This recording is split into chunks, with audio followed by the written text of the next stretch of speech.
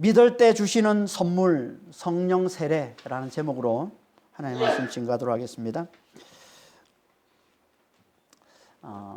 10장부터 이제 우리가 계속 살펴보고 있는 최초의 이방인 이 고넬료 가족의 회심 사건의 결론에 해당되는 말씀이 이제 오늘 본문 말씀입니다.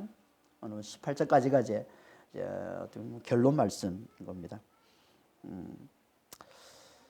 앞에서 이제 10장에서 있었던 이 사도 베드로가 고넬료 이방인 백부장 이 고넬료 집에 들어가서 그 가족들과 그리고 그 친구들에게 복음을 전하였고, 그래서 그들이 성령을 부음받고 다 변화되었다는 이 소식은 금방 유대에 있는 형제들, 유대에 있는 이제 믿는 자들에게 전해졌습니다.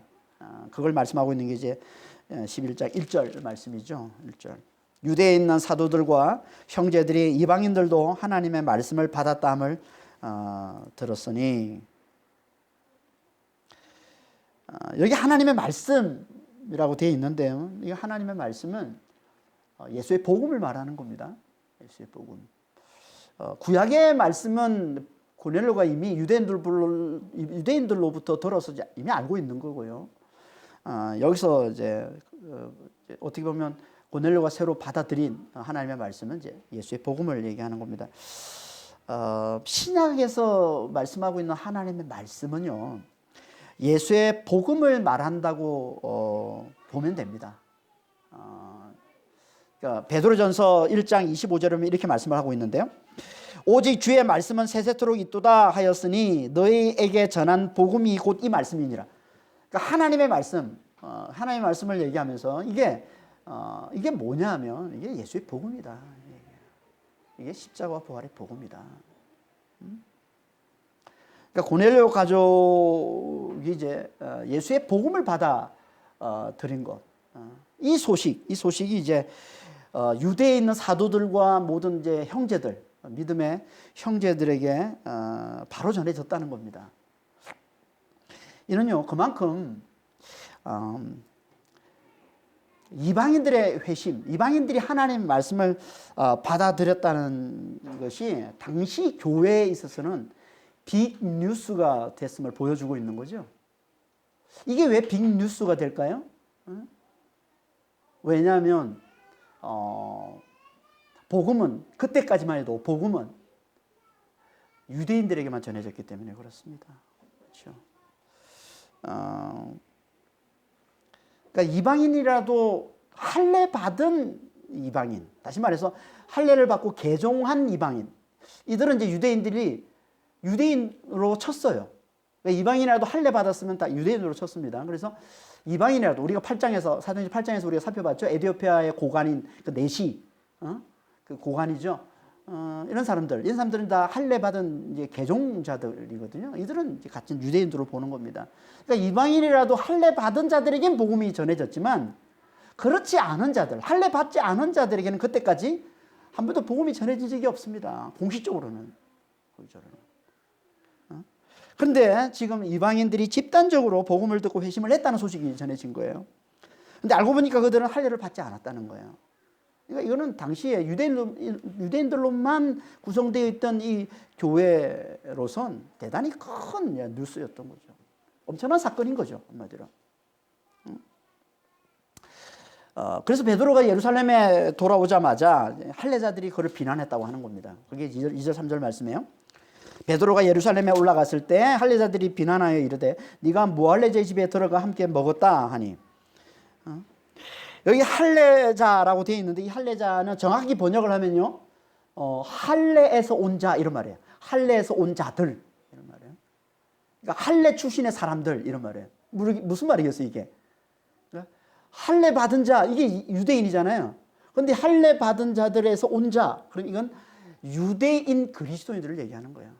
유대인 출신의 그리스도인을 얘기하는 거예요. 여기서 말하는, 이거는 할례자 이렇게 되어 있는데 엄밀히 말하면 할례 출신 또는 할례에서 온 자들 이런 뜻이에요. 이런 말이에요. 정확히 말하면. 그러니까 유대인 그리스도인들을 얘기하는 겁니다. 여기서는 좀 더 정확한 의미는 유대인 그리스도인들 중에서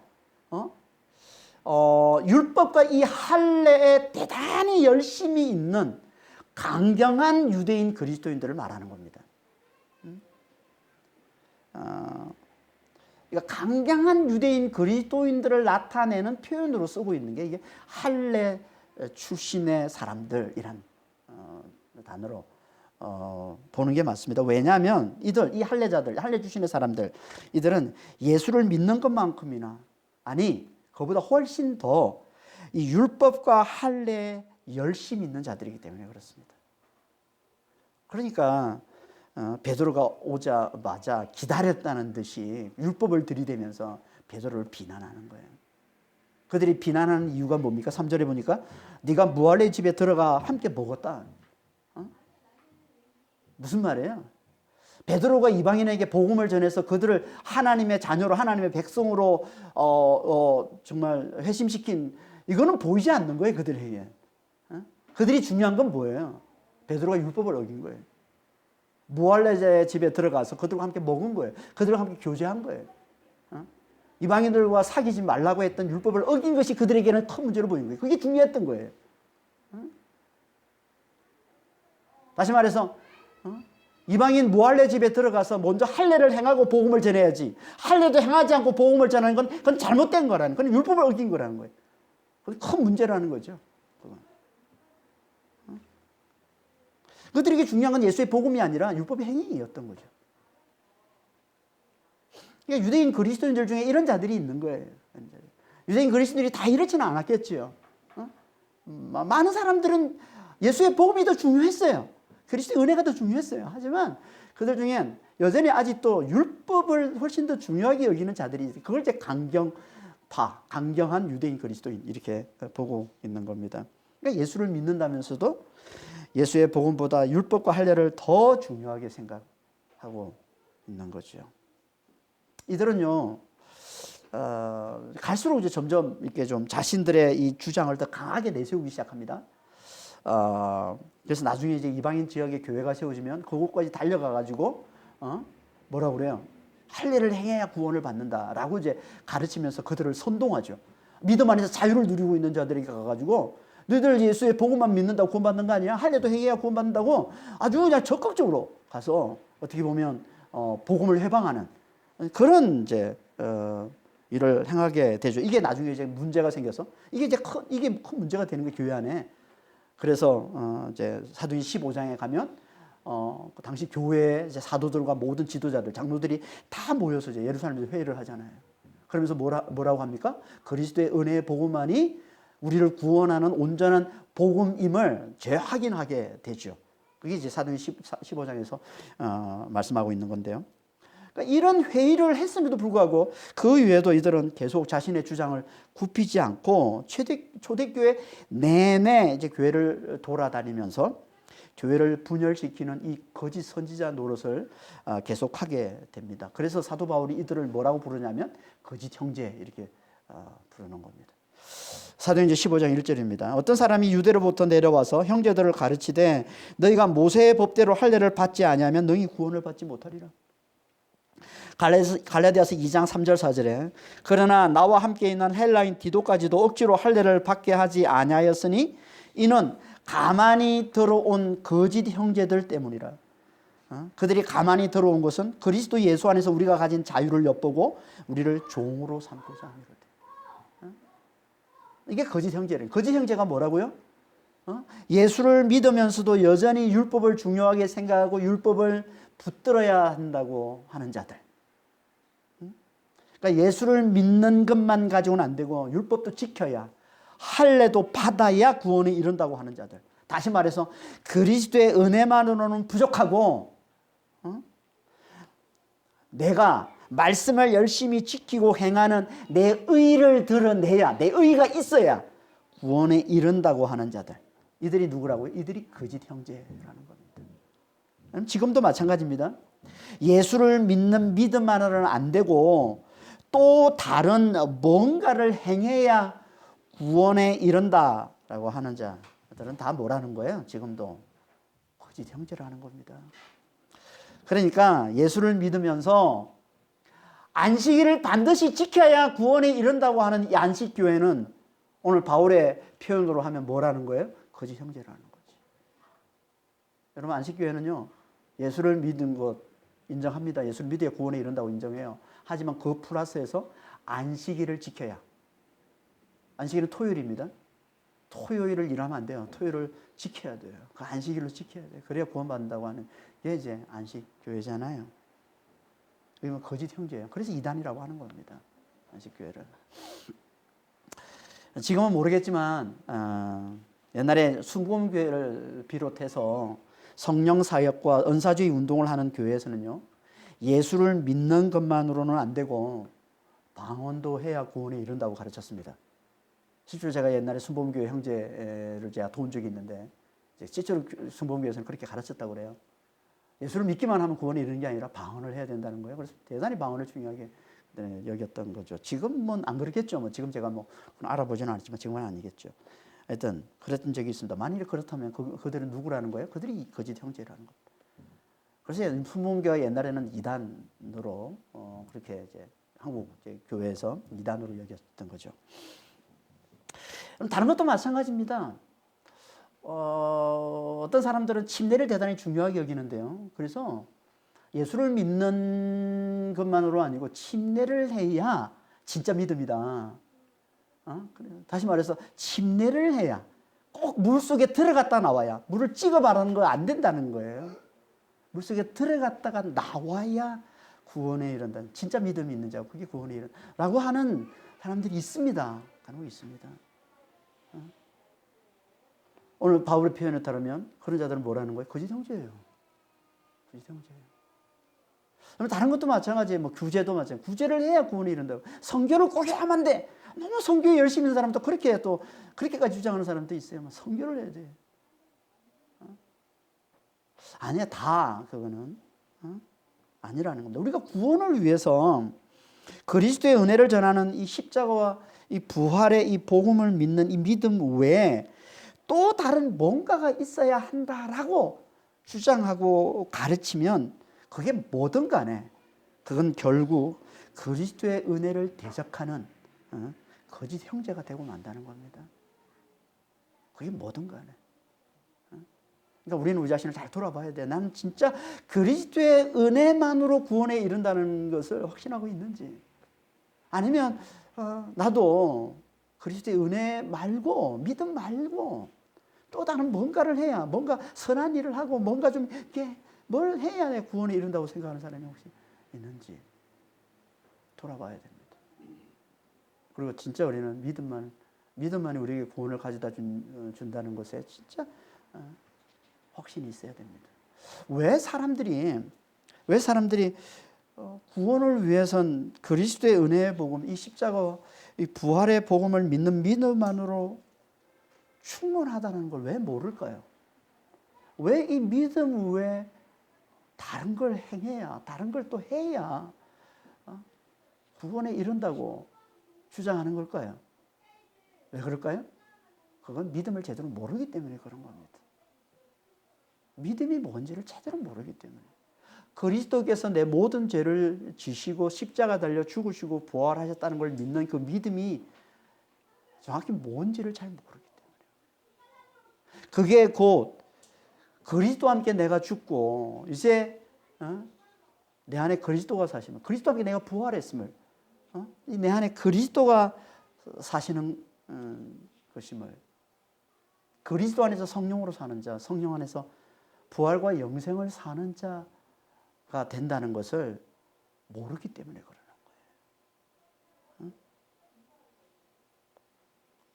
이걸 모르니까 믿음으로는 부족하다고 여기고 믿음 위에 또 다른 뭔가를 더해야 구원에 이른다라고 생각하는 거예요. 그러니까 믿음 아래 내가 이미 그리스도와 함께 구원받은 자라는 거예요. 내가 이미 그리스도 안에서 부활을 사는 자라는 걸 제대로 모르면 우리는 구원을 위해 또 다른 뭔가를 붙들 수밖에 없어요. 육체의 행위를 붙들 수밖에 없어요. 이게 율법이라는 겁니다. 그러니까 믿음을 제대로 아는 게 너무 중요한 거죠. 믿음을 제대로 아는 거예요. 십자가와 부활의 복음을 제대로 아는 거예요. 그리스도께서 내 모든 죄를 짊어지시고 죽으시고 부활하셨다는 그게 뭔지를, 그게 곧 그리스도와 함께 내가 죽고 그리스도와 함께 내가 부활했음을, 그리스도와 함께 내가 죽고 이제 내 안에 그리스도가 사심을, 그리스도 안에서 성령으로 부활을 사는 자가 되었음을, 이걸 제대로 알아보고 이걸 제대로 깨닫는 거예요. 이게 이 믿음이 있으면 이 믿음 하나로 충분하다는 겁니다. 이 믿음만 있으면 누구나 다 구원에 이른다는 거예요.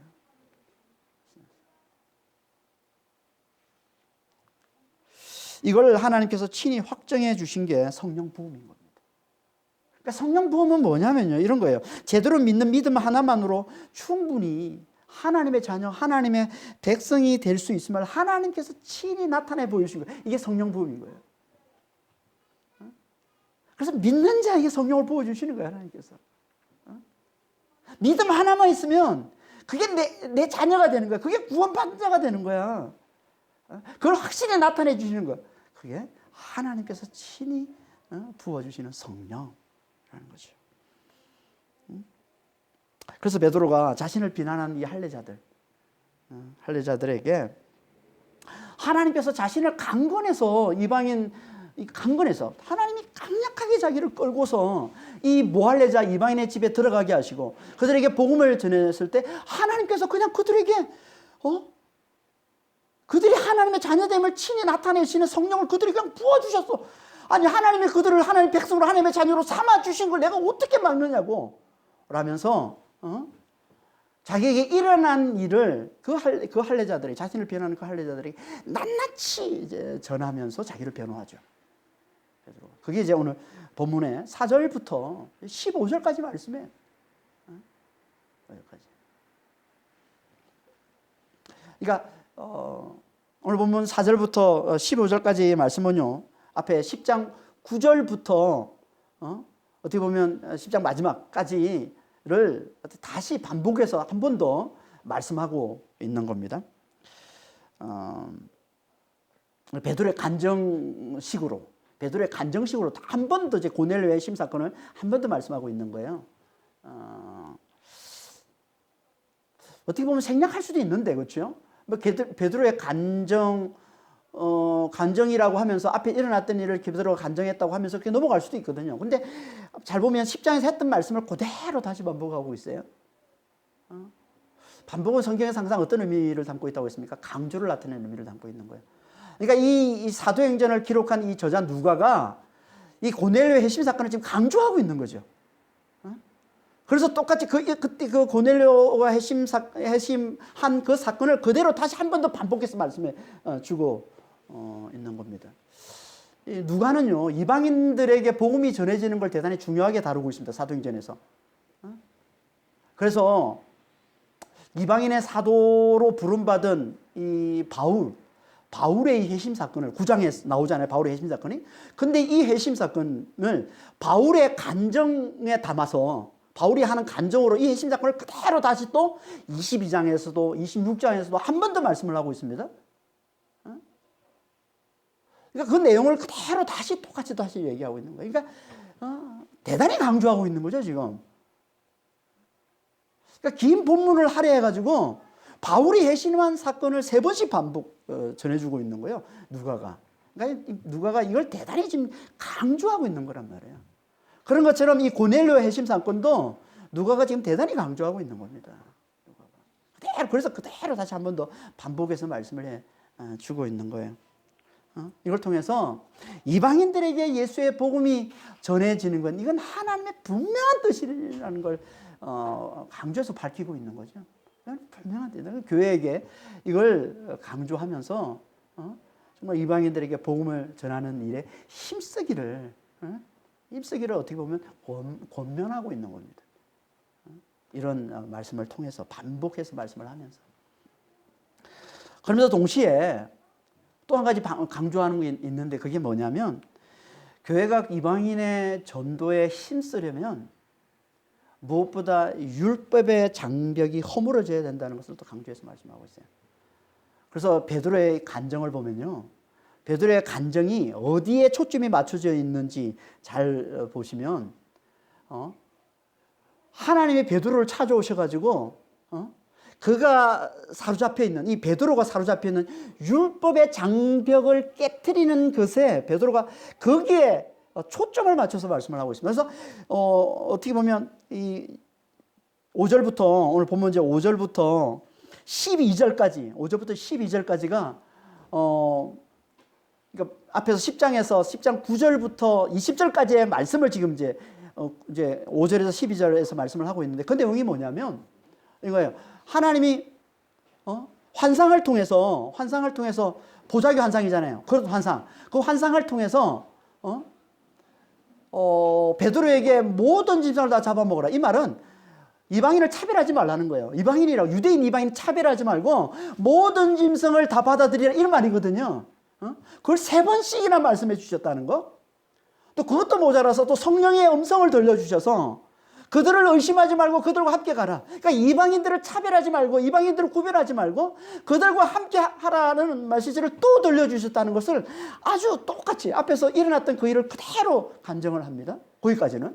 근데 그 이유는 아주 간단하게 요약해서 말씀을 해주고 있어요.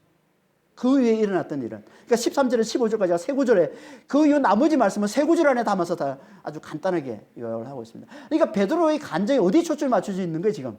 하나님께서 어떻게 자신에게 나타나셔가지고 율법의 장벽을 어떻게 깨뜨리셨는지, 그러니까 얼마나 우리가 사로잡혀 있는 율법의 장벽을 하나님이 얼마나 깨뜨리기를 원하시는지, 거기에 초점 맞춰서 베드로가 간증을 하고 있는 거예요. 근데 내가 어떻게 할 수 있냐는 거예요. 하나님이 이렇게 나를 강권하시는데, 내가 어떻게 할 수 있냐. 그래서 하나님이 나를 강권하시는 그 강권하심에 따라서 내가 군인을 집에 가서 복음을 전하는 것밖에 없다. 그 얘기하고 있는 거죠, 지금. 하나님께서는 이 할례자들, 자신을 비난하는 그 할례자들의 간정을 통해서 베드로가 지금 뭘 얘기하는 거예요? 하나님 우리가 율법의 장벽을 깨트리기를 원하신다고 강하게 지금 얘기하고 있는 거죠. 그래야 오롯이 예수의 복음만 드러나서 예수의 복음만 전해져서 그래서 이방인들에게 복음이 제대로 전해지고 그래서 그 복음 위에 하나님께서 성령을 부어주시는 그들을 하나님의 자녀로 하나님의 백성으로 삼으시는 놀라운 일을 이룰 수 있다는 것을 베드로가 간증을 통해서 말씀을 하고 있는 겁니다. 그러니까 구원에는 율법이 필요 없다는 거예요. 베드로의 간증을 잘 보면. 구원에는 오직 예수의 복음만 있으면 된다는 거예요. 그래서 이 복음을 베드로가 뭐라고 그래요? 구원받은 말씀 이렇게 얘기하고. 그게 14절 말씀이잖아요. 14절에 그가 너와 내 온 집이 구원받을 말씀을 내게 이르리라 함을 보았다 하고는 그러니까 이 고넬료의 얘기를 지금 전하는 겁니다. 고넬료의 얘기를 지금 베드로가 할례자들에게 전하는 거예요. 그러니까 그는 베드로를 얘기하는 거죠. 베드로. 그가 너와 내 온 집이 구원받을 말씀을. 이게 원래 앞에 10장의 34절 말씀을 지금 베드로가 다시 얘기하고 있는 건데 간증을 통해서 앞에 10장 33절. 근데 이 10장 33절을 잘 보면 실제로 고넬료가 한 얘기가 뭐냐면 고넬료가 베드로에게 한 얘기는 이런 얘기예요. 하나님이 당신에게 명하신 모든 걸 우리에게 들려주세요. 근데 이 말씀을 지금 할례자들에게 간증하면서는 뭐라고 얘기냐면 구원받을 말씀을 하나님이 우리에게 말씀하실 걸 보여주셨다. 이렇게. 구원받을 말씀. 그러니까 일부러 예수의 복음만이 우리에게 구원을 가져다 주시는 하나님의 말씀임을 강조하는 표현이에요. 구원받은 말씀을 주셨다는 거예요. 그리고는 베드로가 그 예수의 복음을 전할 때 그들에게 그 고넬료 가족들에게 성령이 임하시더라는 겁니다. 그게 15절 말씀이에요. 내가 말을 시작할 때 성령이 그들에게 임하시기를 처음 우리에게 하신 것과 같이 하는지라.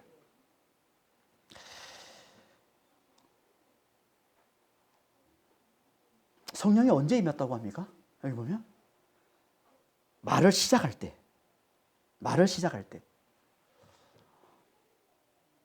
앞에 10장 36절에서 43절까지가 베드로의 설교예요. 예수의 복음을 전하는 베드로의 설교입니다. 고넬료에게 이제 설교를 하죠. 근데 이게 설교 시작이라는 거예요. 이게. 그러니까 이런 말이죠. 베드로는 지금 고넬료 집에 가서 하나님의 말씀을 전하는데 아마 베드로는 1시간 정도 설교할 생각을 하고 어제 말씀을 전했을 거예요. 근데 설교한 지 5분 만에 성령이 그들에게 임합니다. 설교를 하자마자 입을 떼고 설교를 하자마자 예수의 복음을 전하자마자 바로 그들에게 하나님께서 그들에게 성령을 부어주시더라는 겁니다. 뭘 얘기하는 겁니까?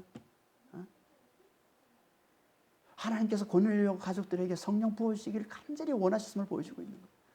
하나님 마치 기다렸다는 듯이 말씀을 예수의 복음을 베드로로부터 예수의 복음을 듣는 그들이 듣는 걸 보고는 하나님께서 마치 기다렸다는 듯이 그들에게 성령을 부어주셨다는 얘기예요.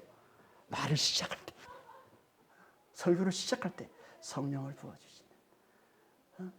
우리에게도 이런 은혜가 있기를 바랍니다. 하나님의 말씀을 듣기 시작하는데 하나님께서 하늘에서 놀라운 능력으로 우리를 무장시켜서 입혀주시고 막 하늘의 놀라운 영광을 보여주시는 이런 엄청난 은혜와 축복과 능력이 우리 삶 가운데도 우리가 말씀을 들을 때마다 이런 은혜가 있기를 바랍니다.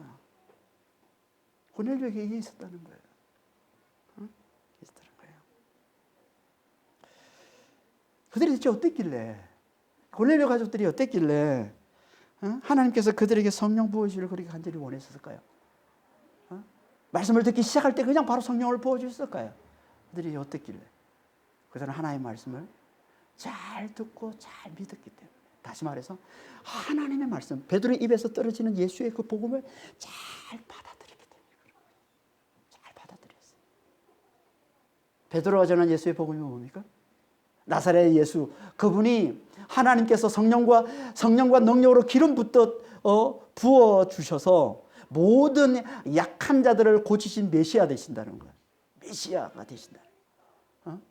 그리고 그분이 우리의 모든 죄를 지고 죽으시고 죽은 자 가운데서 다시 살아나셨다는 부활하신 분이 되셨다는 거예요. 그래서 하나님께서 그를 산자와 죽은 자의 재판장으로 삼아주셨다는 거예요.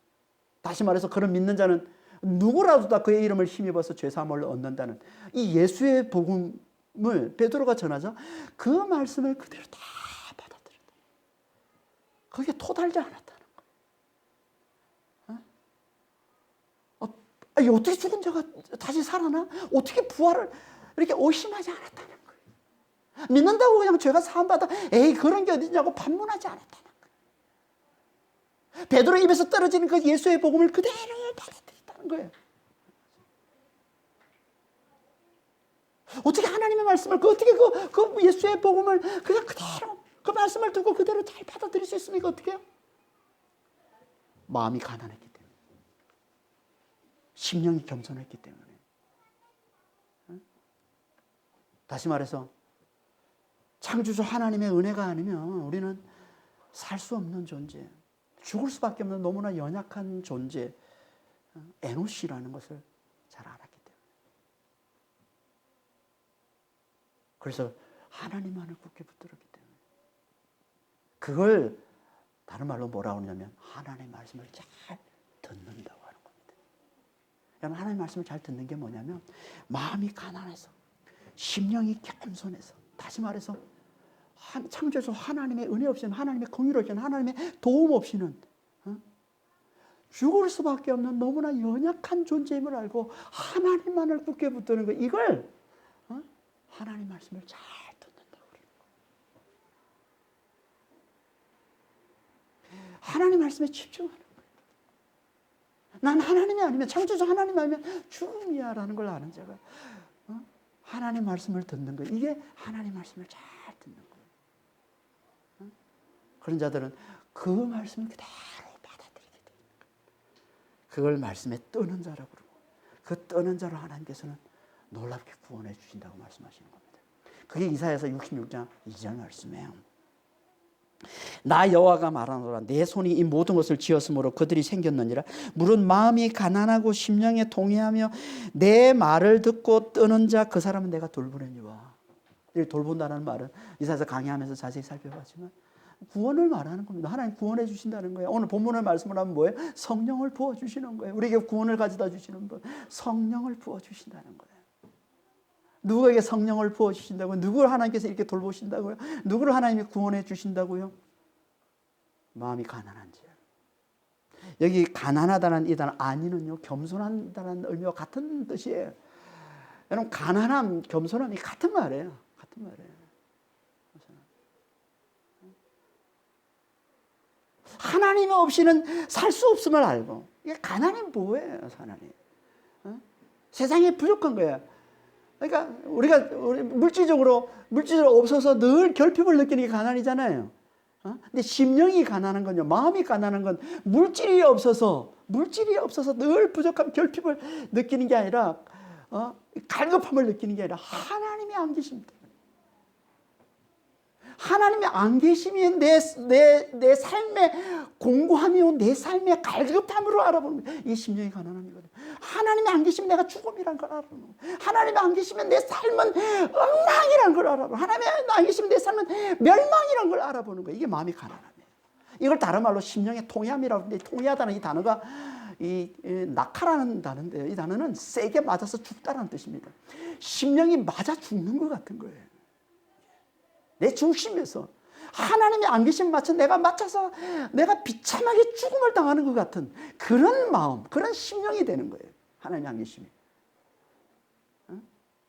이게 누구예요? 창조주. 그러니까 말씀과 환난을 통해서 창조주 하나님의 은혜 없이는, 긍휼이 없이는, 사랑 없이는 죽을 수밖에 없는 너무나 연약한 존재임을 알아보는 자, 에노시라는 거죠. 자신을 에노시로 알아보고, 우리 앞에서 자세히 살펴봤잖아요. 에노시. 죽을 수밖에 없는 너무나 연약한 그릇, 너무나 연약한 존재. 그 에노스를 알아보고 하나님만을 굳게 붙드는 거예요. 이게 하나님 말씀을 잘 듣는 거란 말이에요. 그들은 어떻게 된다고요? 하나님 말씀을 잘 받아들이는 자, 말씀을 빼뜨는 자가 되는 겁니다. 그들에게 하나님께서 부어주시는 게 성령. 그들은 하나님이 책임지고 돌보신다는 거예요. 그는 하나님께서 책임지고 반드시 구원해 주신다는 거예요. 이게 성령 부음인 거예요. 성령 부음.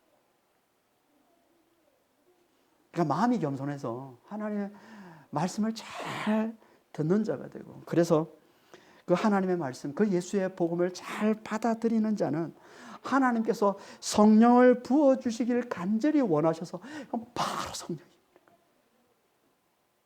여러분, 우리에게도 성령의 부음, 하나님 우리에게 성령 부어주시면 하나님의 능력으로 입혀주시는 이 성령 부음이 우리에게 임하기를 간절히 원하십니까? 그럼 우리 안에 있으면 돼요. 마음에 겸손함이 있으면 돼요. 마음에 가난함이 있으면 돼요.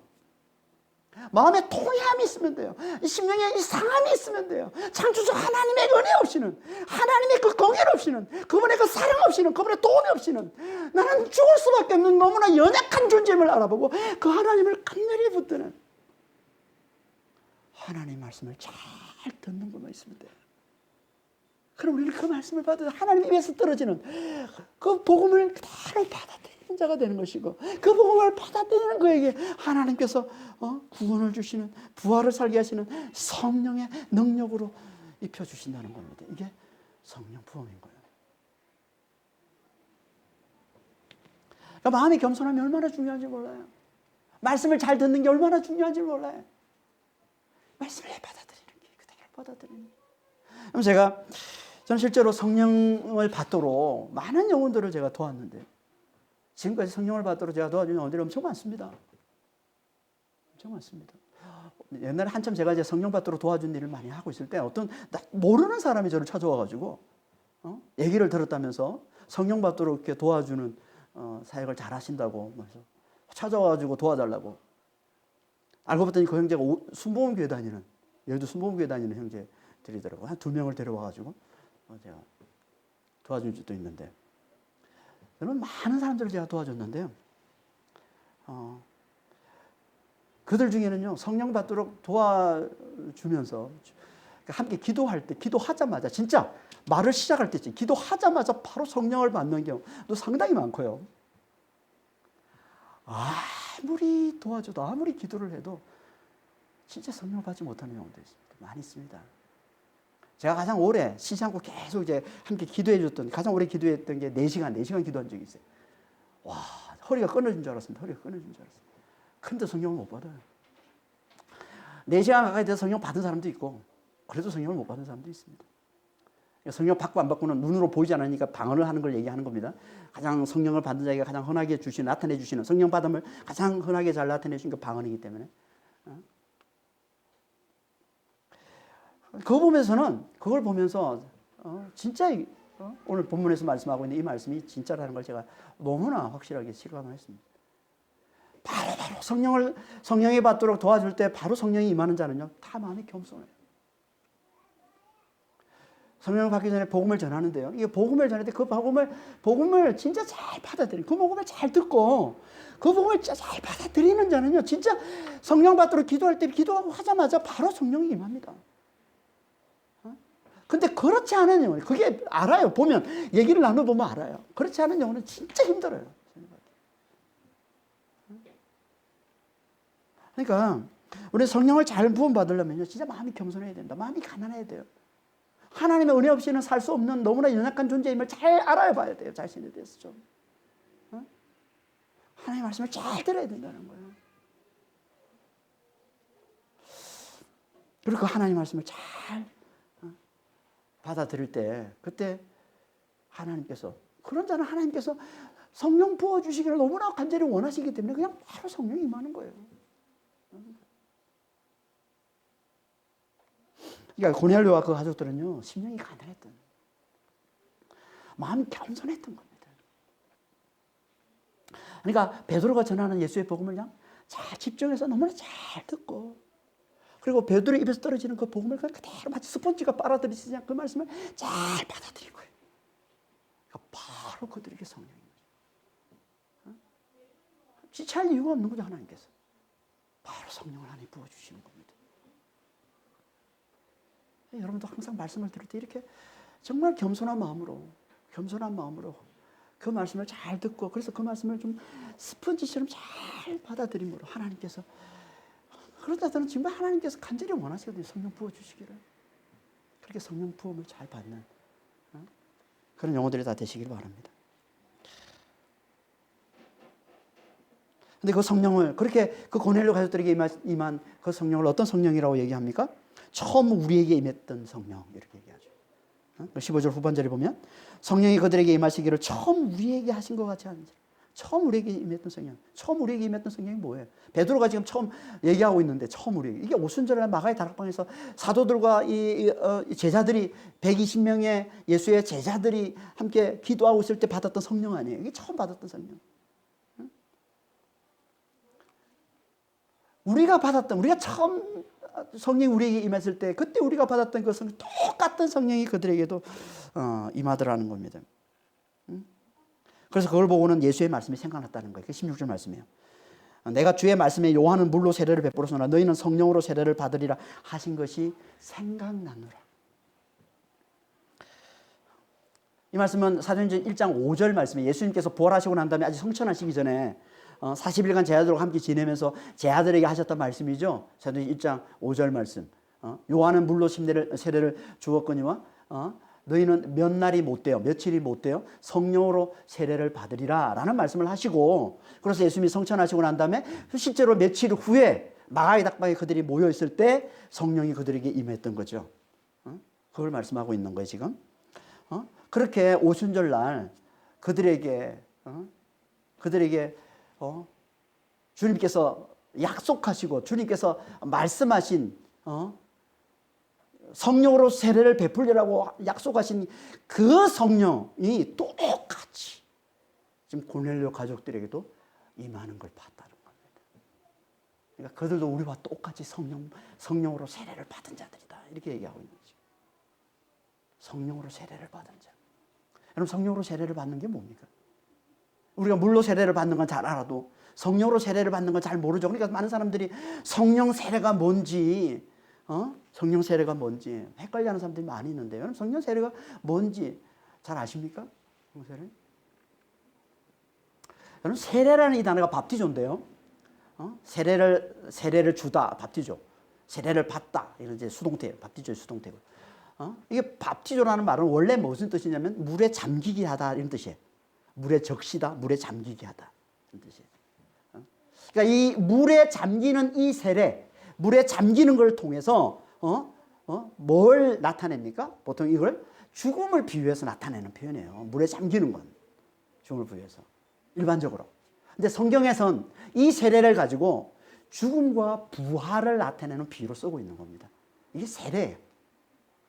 물에 들어갔을 때 죽고 물에서 나오는 걸 부활. 이걸 비유로 나타내 주는 게, 상징으로 나타내 보여주는 게 이게 세례란 말이에요. 죽음과 부활.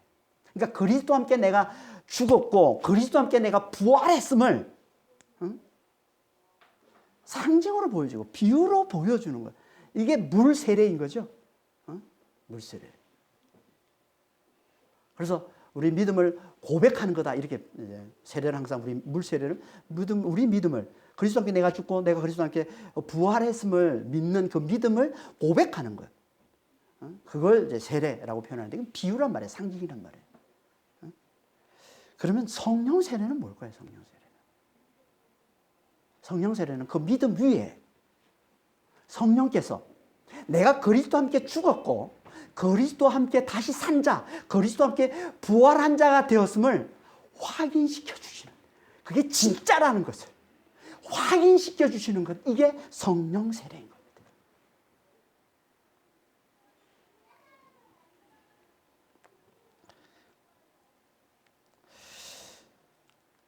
그러니까 물은 비운 것이고 성령은 진짜인 거예요.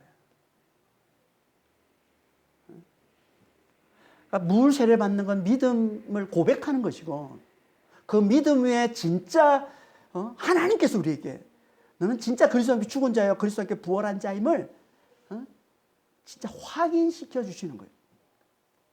이게 성령 세례.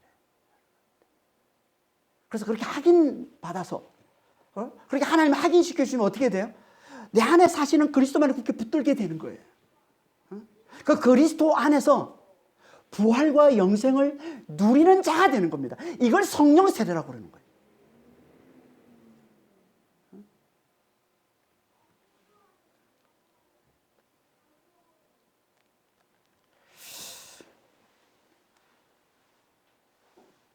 그러니까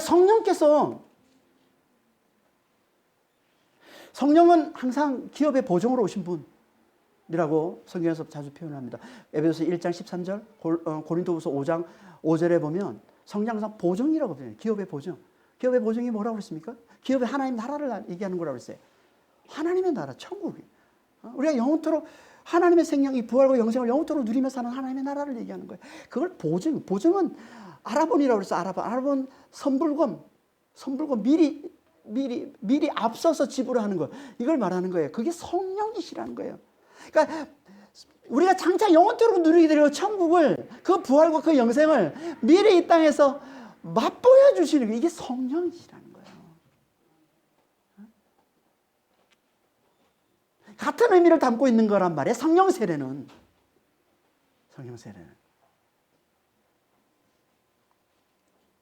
그러니까 예수를 잘 믿는 자, 그러니까 예수의 복음을 잘 듣고 겸손한 마음으로 이 예수의 복음을 잘 듣는 자, 그래서 그 말씀을 잘 받아들이는 그 잘 믿는 자는 하나님께서 간절히 원하신다니까.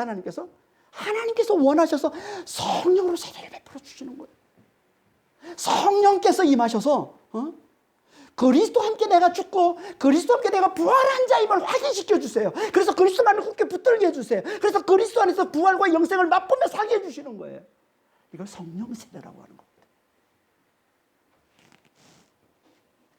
이게 하나님께서 우리로 세상을 이기고 끝까지 예수의 복음을 증거하는 삶을 잘 살도록 하기 위해서 우리에게 입혀주신 하나님의 놀라운 능력이란 말이에요.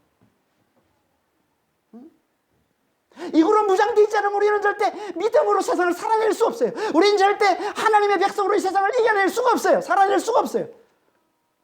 그래서 하나님께서 믿는 자에게 성령으로 세례를 베푸셔서 세상을 이기고 끝까지 예수의 이 복음을 증거하는 삶을 잘 살아내게 해주시는 겁니다. 이게 하나님이 우리에게 베푸신 놀라운 능력인 거예요. 하나님께서 우리에게 이 능력을 베푸시면 끝나는 겁니다. 이건 베드로가 누구보다 잘 알았어요. 베드로의 인생이 어디서 바뀌었습니까? 오순절날 마가의 다락방에 성령 세례를 받고 나서 바뀌었잖아요. 그 인생이. 누구보다 이 성령 하나님이 부어주신 이 성령 세례가 얼마나 놀라운 능력이 있는지를 누구보다 잘 알았던 사람이 베드로 아닙니까?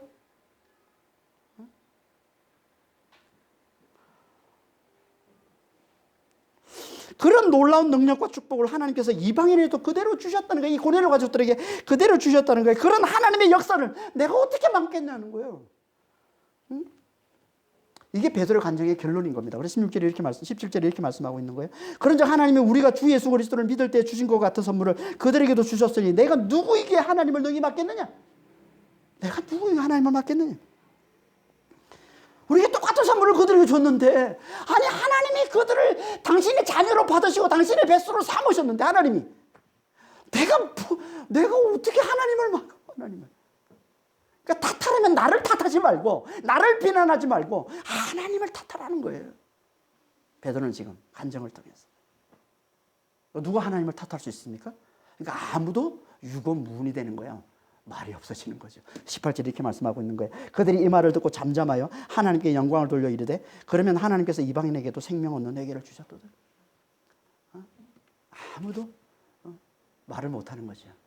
하나님이 하셨으면, 하나님이 성령을 베풀어 주셨다는, 하나님이 성령으로 세례를 베풀어 주셨다는데 말을 못하는 겁니다. 그러면서 그들에게도, 이방인에게도 생명 얻는 회개를 주셨다고 고백하고는 하나님께 영광을 돌리더라는 겁니다. 모두의 입을 닫아버리게 만드는 거, 그게 뭐라고요? 그게 성령 세례예요. 하나님이 확정해 주시는 성령 세례. 그러니까 성령 세례를 주셨으면 끝난 겁니다. 세례를 주셨으면. 저는 우리에게도 성령 세례가 있으면 끝나는 거예요. 누구도 우리를 뭐라고 할 수가 없어요. 뭐 믿는 자처럼 살지 않은 것처럼 보여도 그가 하나님이 그에게 성령 부어주신 걸 나타나면 끝나는 겁니다. 누가 뭐라고 그럽니까? 누구에게 성령 세례를 하나님이 주신다고요? 마음이 겸손한 자예요. 심령이 가난한 자예요. 다시 말해서 하나님 말씀을 잘 듣는 자. 그래서 그 말씀을 그대로 잘 받아들이는 자, 예수의 복음을 잘 받아들이는 자, 그걸 뭐라고 그런다고요? 그걸 믿는 자. 그래서 17절에 이렇게 말씀하고 있는 거예요. 17절에 성령을 뭐라고 얘기합니까? 성령 세례를 17절에 믿는 자에게 주신 선물이라고 얘기하는 겁니다. 믿는 자에게 주시는 선물. 믿는 자가 누구라는 거예요?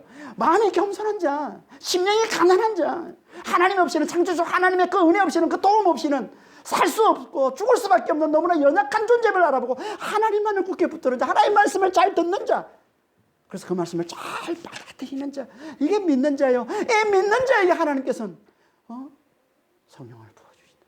성령으로 충만케 해주신다는 겁니다. 그리스도 함께 내가 죽은 자요, 그리스도 함께 내가 부활한 자임을, 내가 죽고 내 안에 그리스도가 사는 자임을, 그리스도 안에서 성령으로 부활과 영생을 맛보고 누리는 자임을 확인시켜 주시고, 그래서 늘 그리스도만을 굳게 붙들므로 그 안에서 부활을 맛보고 영생을 맛보며 살게 해주시는 이 성령 세례. 그러니까 성령 충만이 여러분 뭔지 아세요? 늘 우리 삶 가운데 성령 세례가 성령 세례의 이 삶을 잘 살아내는 것, 이게 성령 충만인 겁니다. 성령께서 역사하셔서 늘 우리가 간절히 성령을 의지할 때, 늘 우리 안에 그리스도가 계심을 알고 그 그리스도 안에 성령께서 우리를 도우심을 알고 성령을 우리가 간절히 의지할 때 성령이 충만케 하시면 성령이 하시는 일이 뭐냐면 이 일인 거예요. 우리가 그리스도 함께 죽은 자임을 알아보게 하시고, 그리스도 함께 부활한 자임을 알아보게 하시고, 내 안에 부활하신 그리스도가 사심을 알아보게 하시고, 그리스도만을 붙들게 하시고, 그래서 그리스도 안에서 성령의 능력으로 이 부활과 영생을 맛보며 누리며 살게 해주시는 것, 이게 성령 충만인 겁니다. 이것으로 세상을 이해해 주시는 거예요. 이것으로 끝까지 예수의 복음을 잘 증거하며 살게 해주시는 겁니다. 이게 성령 충만인 겁니다. 늘 성령 세례를 잘 살아내, 성령 세례 받은 자가 그 세례 받은 삶을 잘 살아내게 해주시는 거예요. 이게 성령 충만이란 말이에요. 겸손함으로, 마음이 겸손해서, 심령이 가난해서 늘 하나님의 말씀, 예수의 복음을 잘 듣는 자가 되셔서 이 말씀을 좀 잘 받아들임으로 성령을 부원받는, 성령으로 세례받는, 이 세례받은 이 삶을 잘 살아내는 그런 성령 충만한 자가 다 되시길 예수님으로 축원합니다. 기도하겠습니다. 하나님 아버지,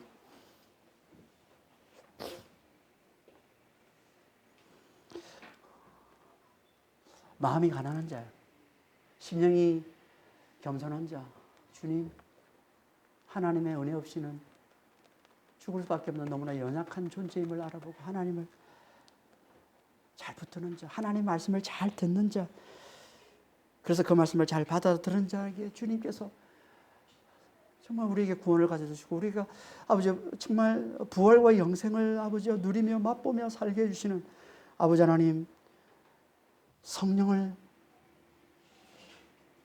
우리에게 부어주신다는 걸 좀 잘 알고 주여 우리의 마음을 늘 겸손케, 우리의 심령을 늘 가난한 심령이 되도록 주여 늘 하나님 말씀을 가까이 하는 자가 되도록 주여 저희를 도우시고 인도하여 주시옵소서. 그래서 말씀을 잘 받아들임으로 주님 성령을 부원받아서 아버지 하나님 그리스도와 함께 죽고 이제 내 안에 그리스도가 사신다는 걸 잘 확인하고 그리스도만을 굳게 붙듦으로 그리스도 안에서 주여 정말 성령의 능력으로 부활과 영생의 아버지의 능력과 이 기쁨을 누리는 삶을 잘 살아내는, 그래서 세상을 넉넉히 이기는 삶을 잘 살아내는 그런 믿음의 성도들이 다 될 수 있도록 주님 저희들을 축복하시고 인도하여 주시옵소서. 감사하며 우리 주 예수 그리스도로 기도합니다.